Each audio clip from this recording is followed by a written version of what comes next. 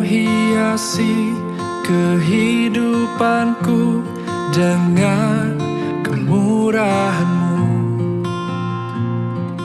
Kau rancangkan masa depanku penuh dengan harapan. Ya, baik anak Ahmadiyah di rumah. Dari tempat ini kami menyapa anak Ahmadiyah selamat pagi, selamat hari Minggu, dan shalom. Selamat mengikuti ibadah pada pagi hari ini, walaupun dengan hanya cara online. Dan untuk kita anak Ahmadiyah, baiklah kita tenangkan hati dan pikiran kita. Kita mulai ibadah kita pada pagi hari ini. Untuk itu, saya undang anak Ahmadiyah bangkit berdiri dan kita bersama-sama mengangkat pujian kepada Tuhan dari PKJ nomor 13 ayat 1 dan 2. Kita masuk rumahnya.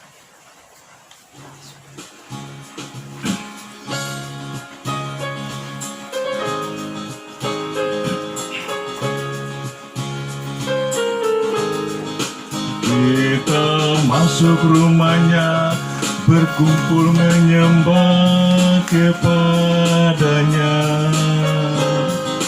Kita masuk rumahnya, berkumpul menyembah kepadanya. Kita masuk rumahnya, berkumpul menyembah kepada Kristus, menyembah Kristus Tuhan.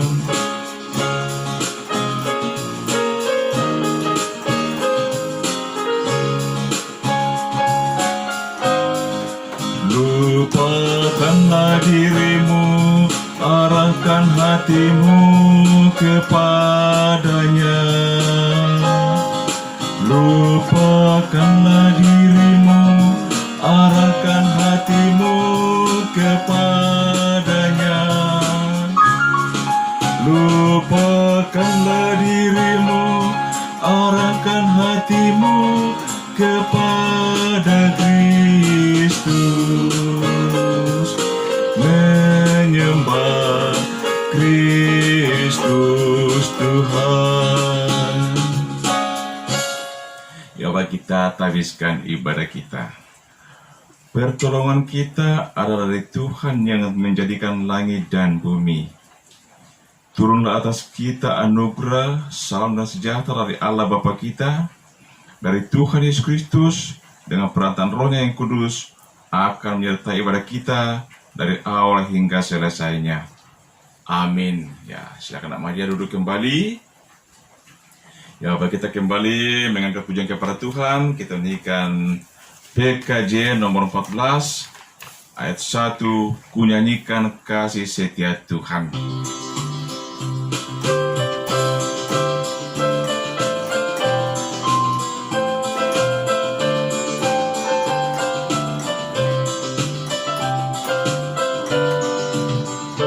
Ku nyanyikan kasih setia Tuhan selamanya, selamanya.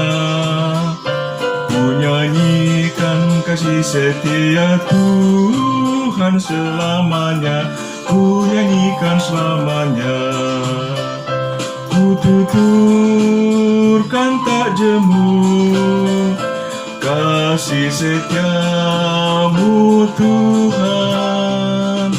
Ku tuturkan tak jemu kasih setiamu turun-temurun. Ku nyanyikan kasih setia Tuhan selamanya, selamanya. Ku nyanyikan kasih setia Tuhan selamanya, ku nyanyikan selamanya. Ya, bagi Anak Ahmadiyah, kita akan bermasuk kepada Tuhan. Silakan Anak Ahmadiyah di rumah masing-masing membuka kitab Mazmurnya. Mazmur 30 ayat 2 sampai ayat yang ke-6 kita baca bersama ya. Siapkan Mazmur 30 ayat 2 sampai ayat yang ke-6.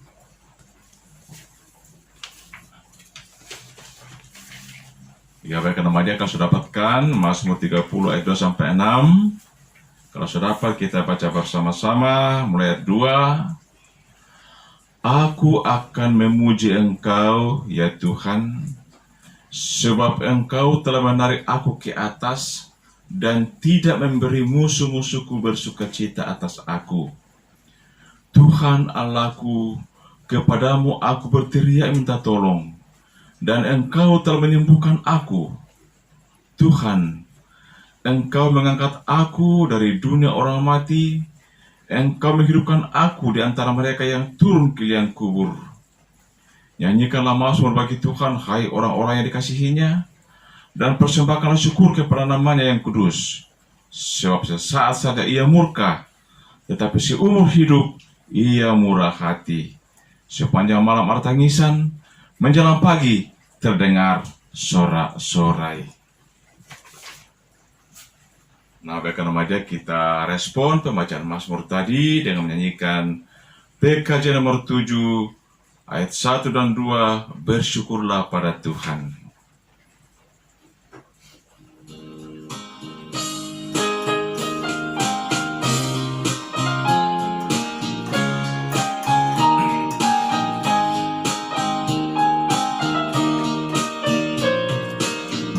Bersyukurlah pada Tuhan, serukanlah namanya, bernyanyilah bagi Tuhan, mari bermazmurlah. Pujilah Tuhan hai jiwaku, pujilah namanya. Hendak bernyanyi seumur hidupku.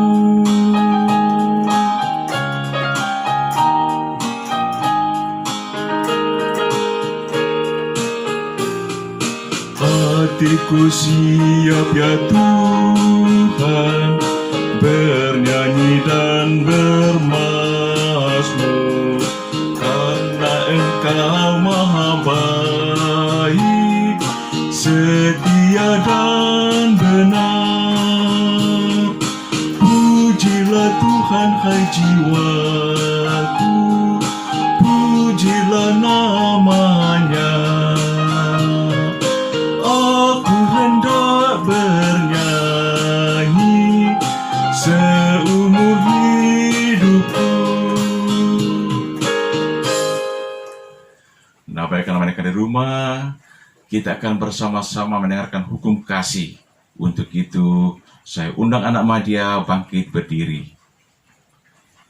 Kita dengarkan hukum kasih dari kitab Matius pasal 22, ayat 37 sampai ayat yang ke-40 yang berbunyi. Jawab Yesus kepadanya, kasihilah Tuhan Allahmu dengan segenap hatimu, dan dengan segenap jiwamu, dan dengan segenap akal budimu. Itulah hukum yang terutama dan yang pertama. Dan hukum yang kedua yang sama dengan itu ialah, kasihilah sama manusia seperti dirimu sendiri. Pada kedua hukum inilah tergantung seluruh hukum Taurat dan kitab para nabi. Nah, baik yang Madya, setelah kita mendengarkan hukum kasih, kita menyadari bahwa dalam kehidupan kita, terkadang kita mendukakan hati Tuhan, kita melakukan pelanggaran di hadapan Tuhan, berbuat dosa di hadapan Tuhan. Untuk itu, mari pada kesempatan ini Madya, dengan penuh hati dan hati terbuka di hadapan Tuhan, kita bersama-sama mengaku dosa kita dalam bentuk lagu melalui PKJ 37 ayat 1, bila ku renung dosaku.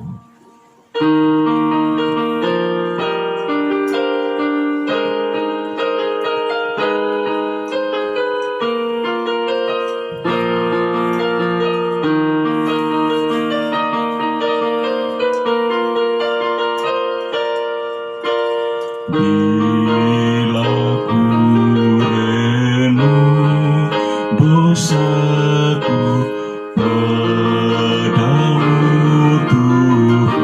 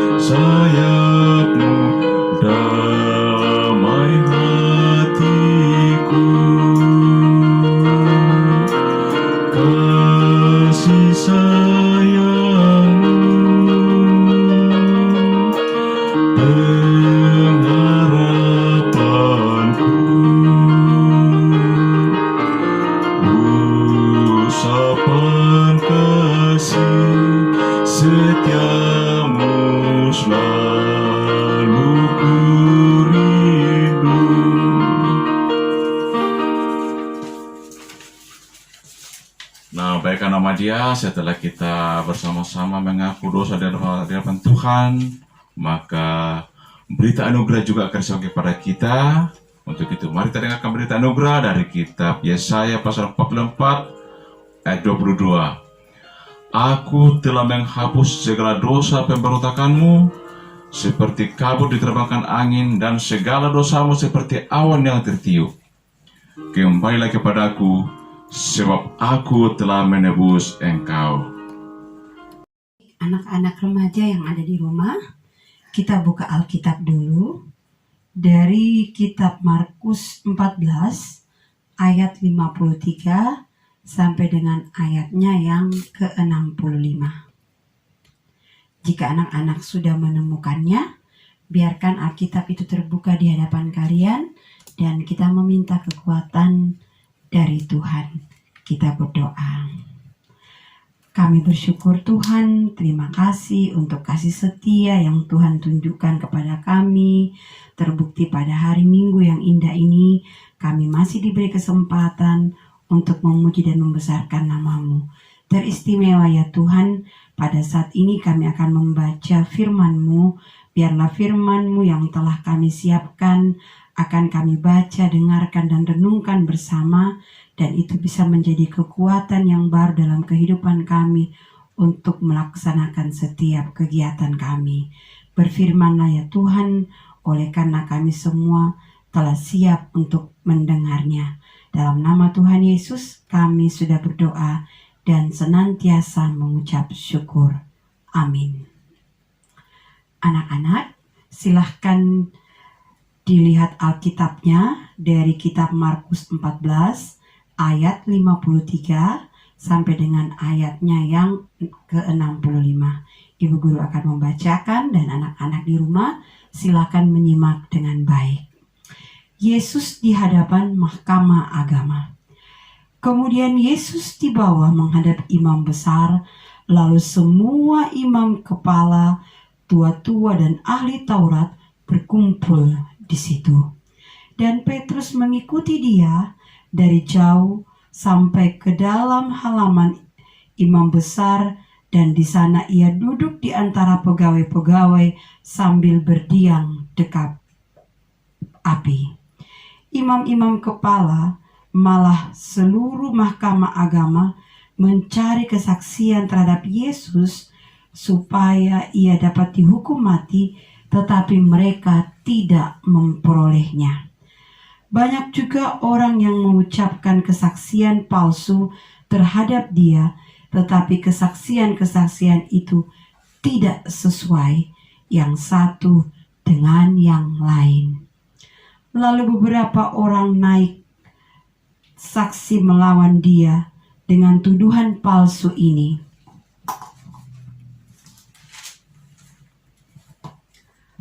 Kami sudah mendengar orang ini berkata, "Aku akan merubuhkan bait suci buatan tangan manusia ini, dan dalam 3 hari akan kudirikan yang lain yang bukan buatan tangan manusia."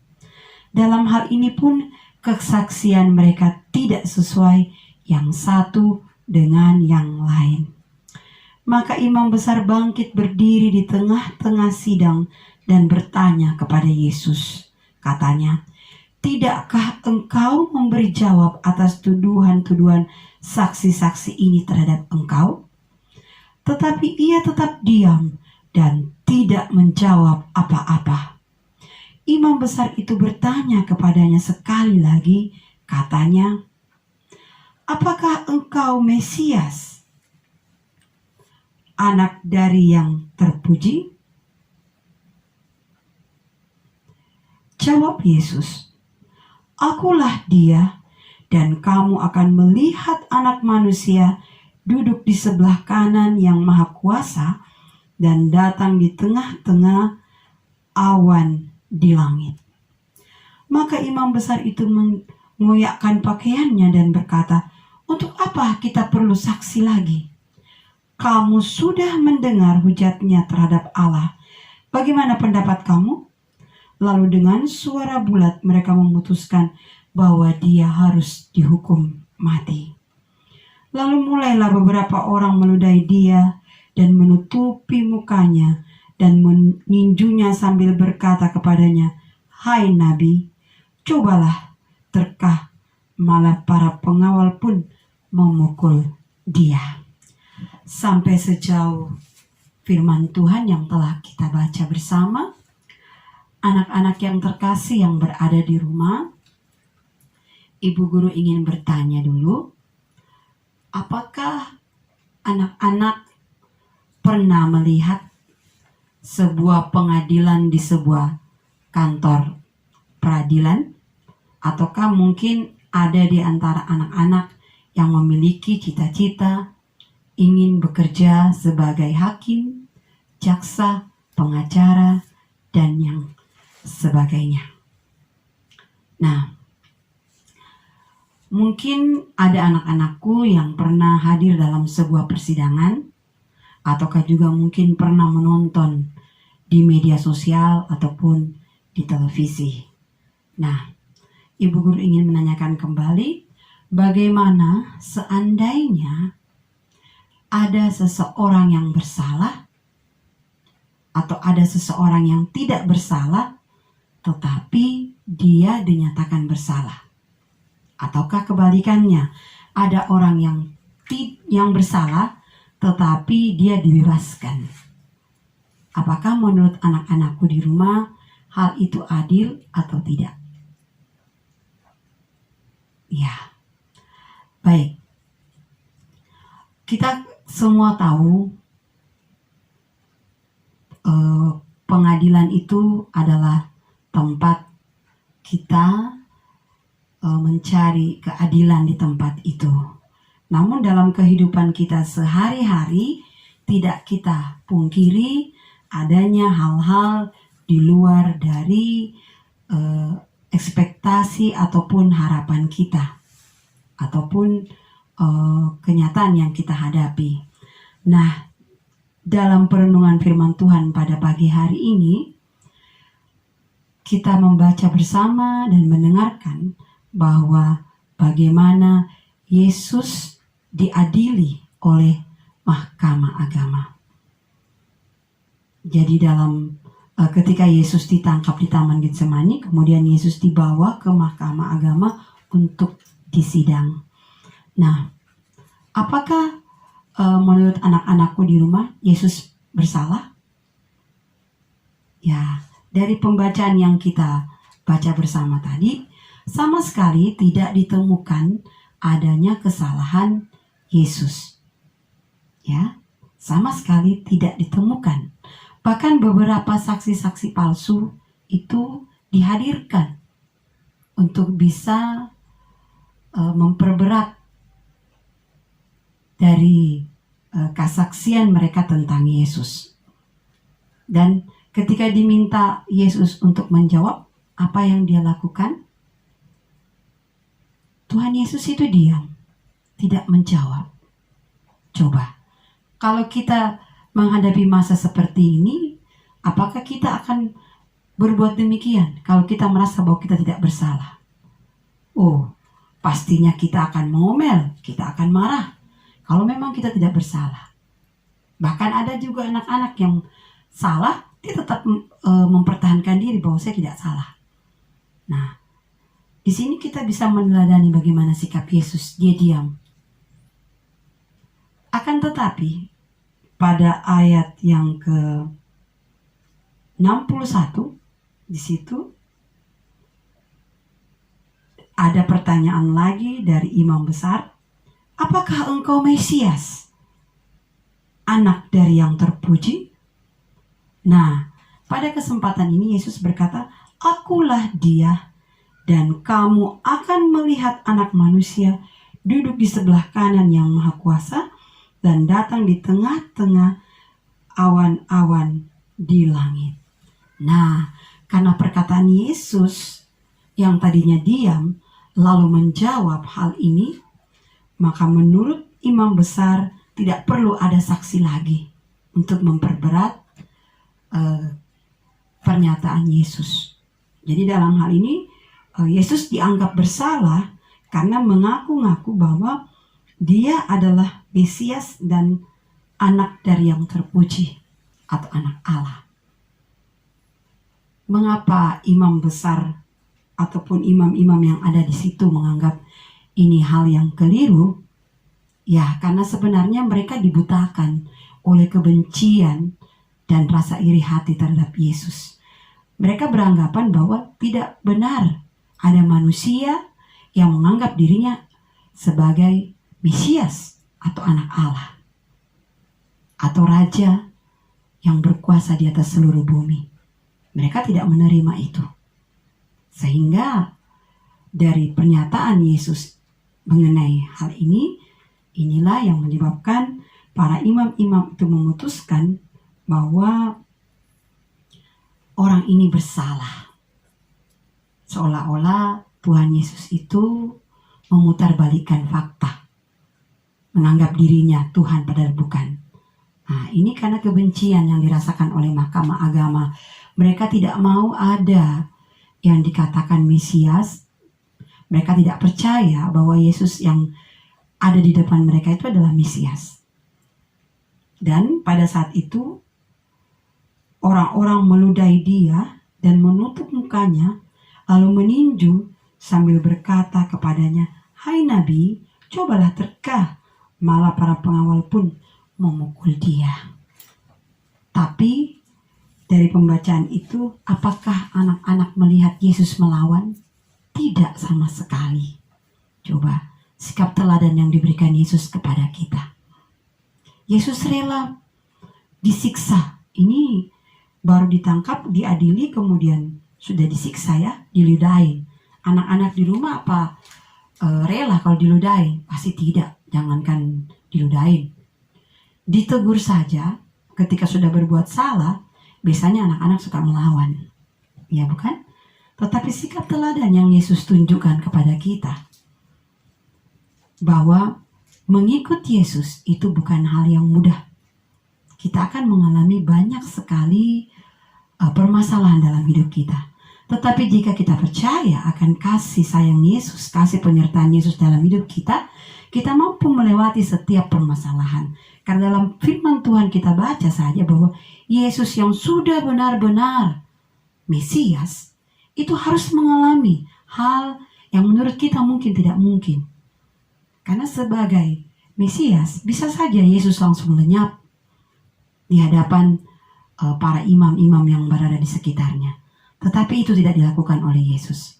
Yesus menunjukkan sifatnya sebagai manusia, bahwa dia rela diludahi, dia rela disiksa, dia rela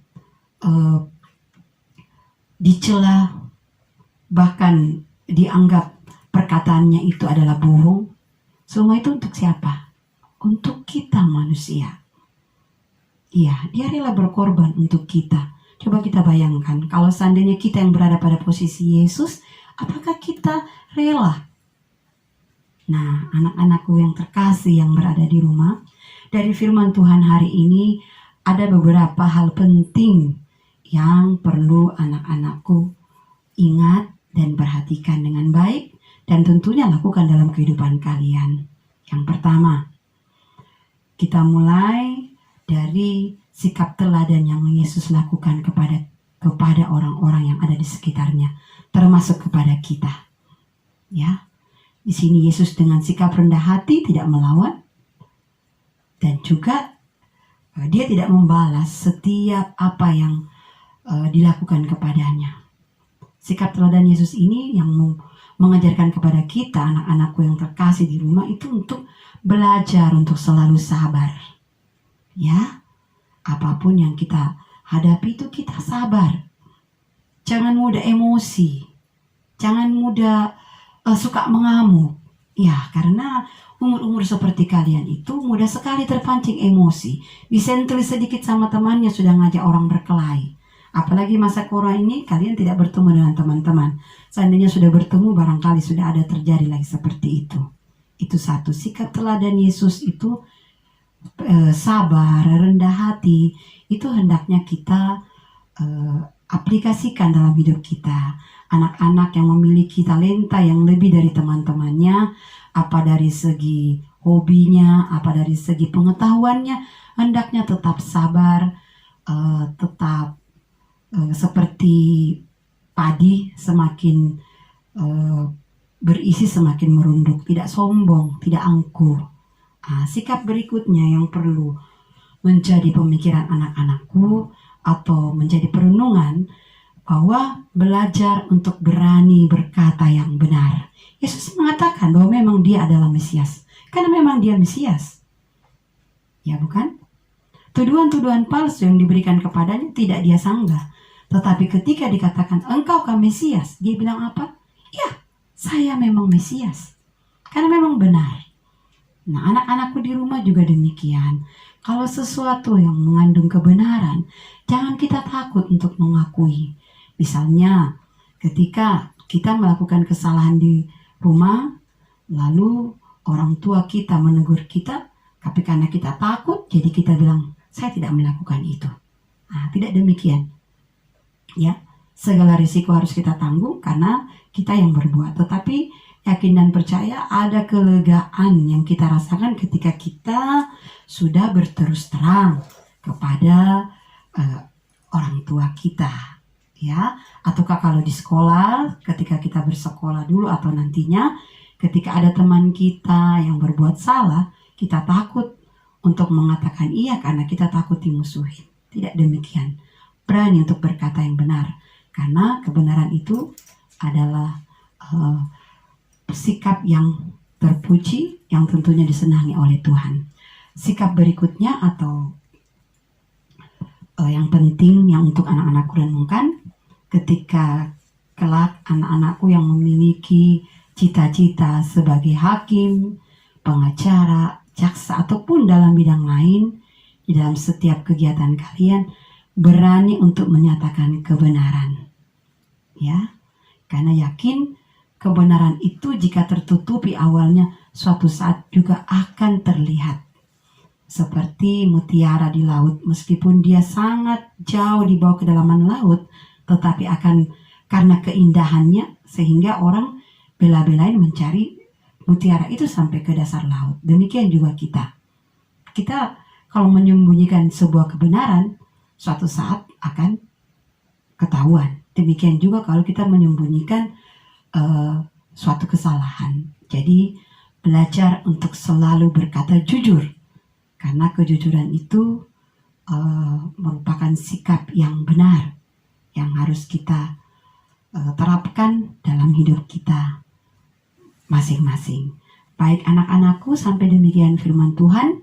Semoga firman hari ini bisa menjadi berkat dan anak-anak aplikasikan dalam kehidupan sehari-hari. Amin. Ya, baik, karena kasihan Tuhan, kita telah disegarkan oleh firman Tuhan, dan saat ini kita diberi kesempatan menyatakan tanda syukur kepada Tuhan melalui persembahan. Namun sebelumnya, kita akan dulu nat persembahan dari kitab Roma pasal 21 ayat yang pertama, berbunyi, karena itu saudara-saudara, demi kemurahan Allah aku menasihatkan kamu supaya kamu mempersembahkan tubuhmu sebagai persembahan yang hidup, yang kudus dan yang berkenan kepada Allah. Itu adalah ibadahmu yang sejati. Ya, sebagai pengantar persembahan, kita bersama-sama menyanyikan PKJ 294, apalah arti ibadahmu.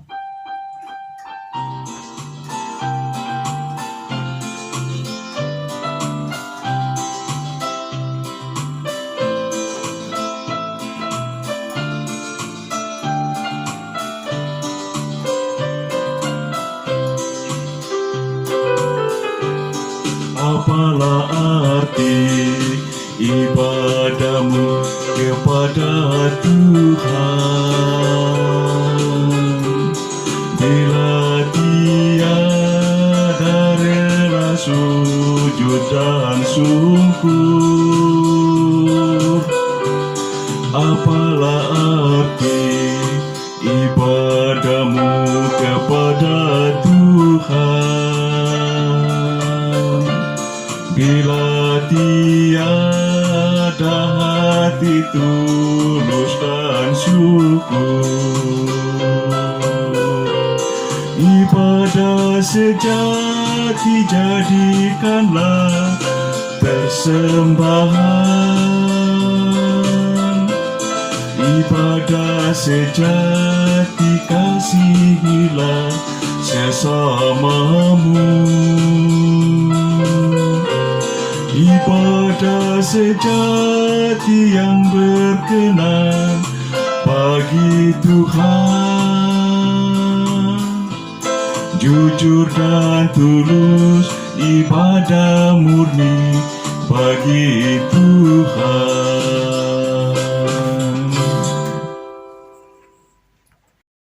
Anak-anak, kita akan doa syafaat. Kita berdoa.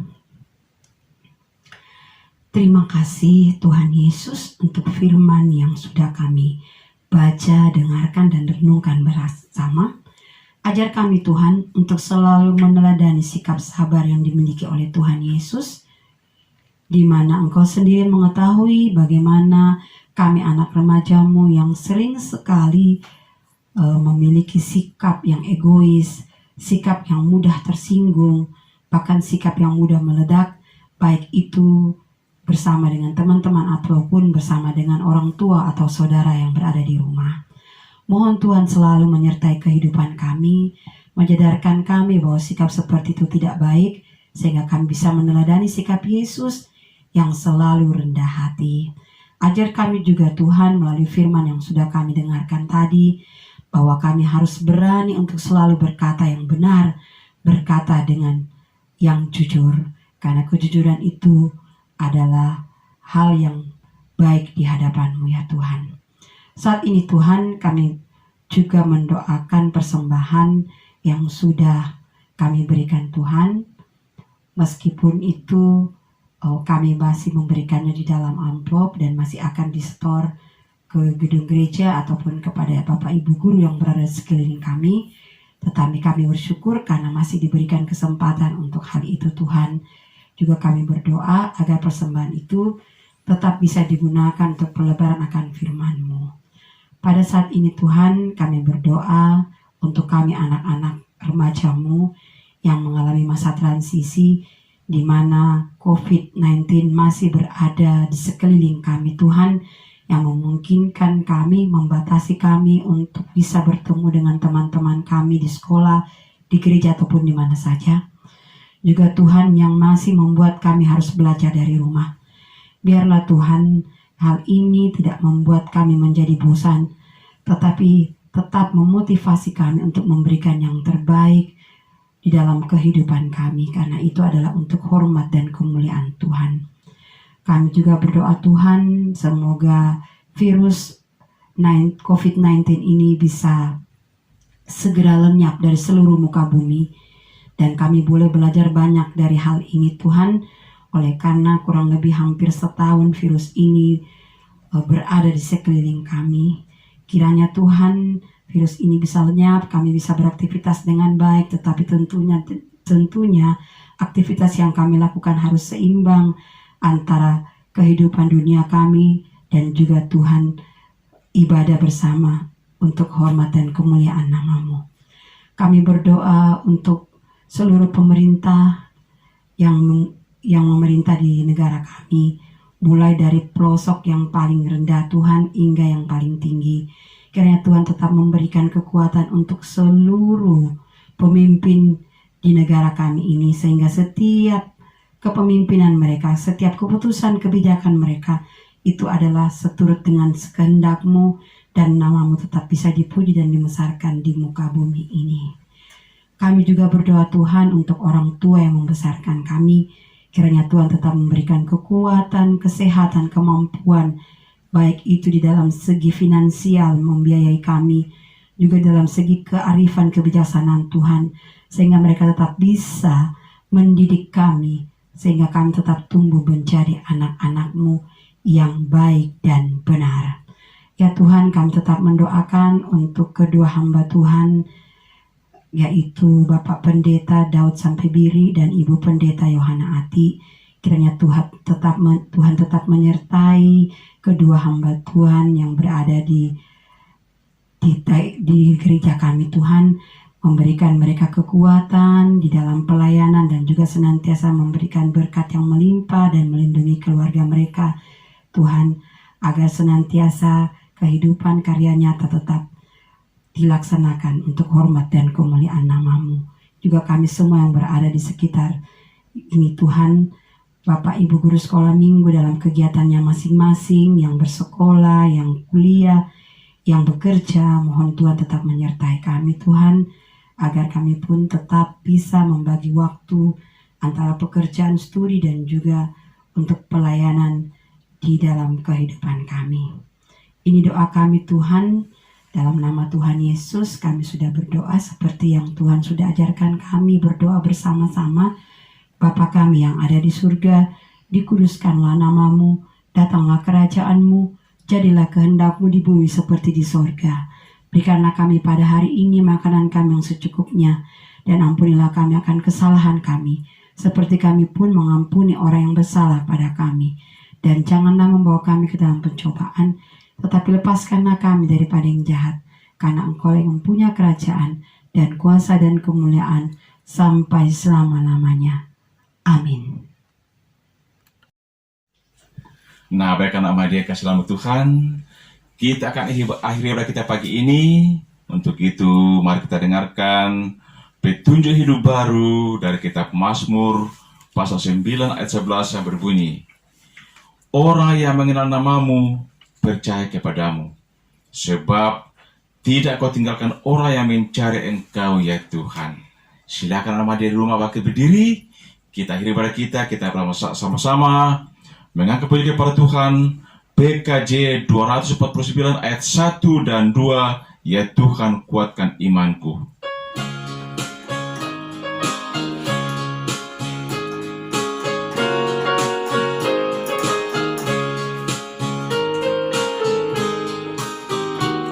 Ya Tuhan kuatkan imanku, jauhkan dari pencobaan, dan bimbing hamba-Mu selalu, setia turut kehendak-Mu.